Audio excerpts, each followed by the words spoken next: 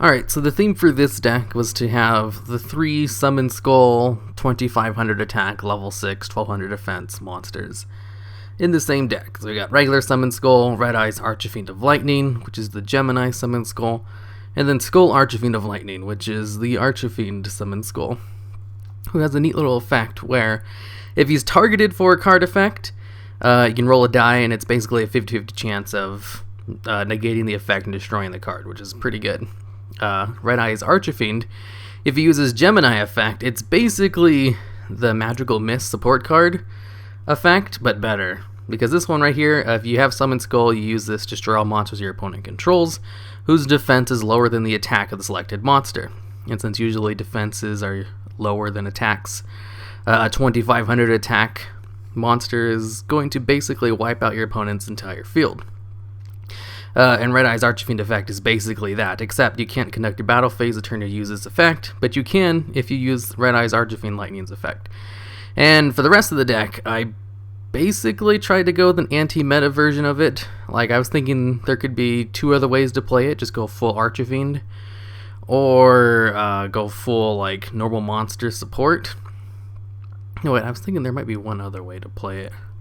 Well, I mean, there's a couple other plays. You could also just go with Pendulum, since they're level 6, and that's real easy to bring out through Pendulum summoning. And going Red Eyes, yeah, I was about to say. Red Eyes was the one I was thinking. If I went with the Red Eyes support, that'd also work out a little bit better. But I decided to go anti-meta, and the only really anti-meta cards I had was, like, lose 1 turn. For those of you who don't know, if you special summon a normal monster under lose 1 turn, he doesn't get put in defense position. Which is pretty cool. So if you use normal monsters, you have an advantage over your opponent. But I didn't really special summon Skull very often under lose 1 turn. Really devastating to your opponent.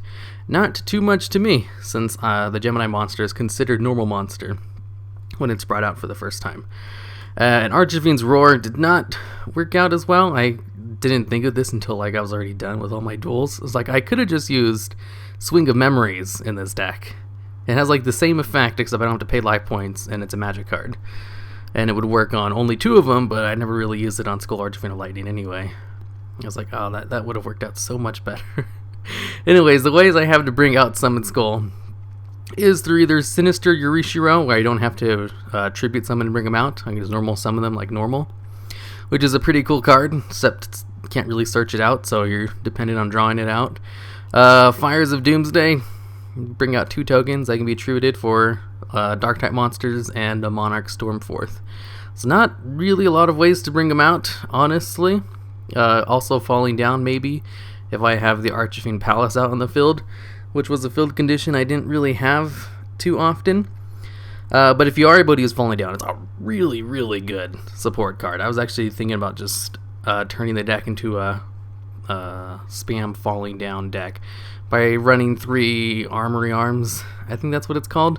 I would search it out right now to look, but DevPro right now is kind of broken. If you search, sometimes it'll just crash out. It's a huge pain in the ass to build this deck right now. I basically build the decks over on Yu-Gi-Oh! Pro, and then I can just take the file and put it into DevPro because I don't like Yu-Gi-Oh! Pro, but they're not crashing all the time whenever you try to build a deck. So yeah, anyways, the deck worked out.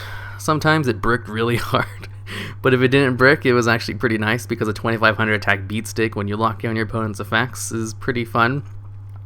But I do admit there are probably better ways I could have built it, and I already talked about that at the beginning of the video.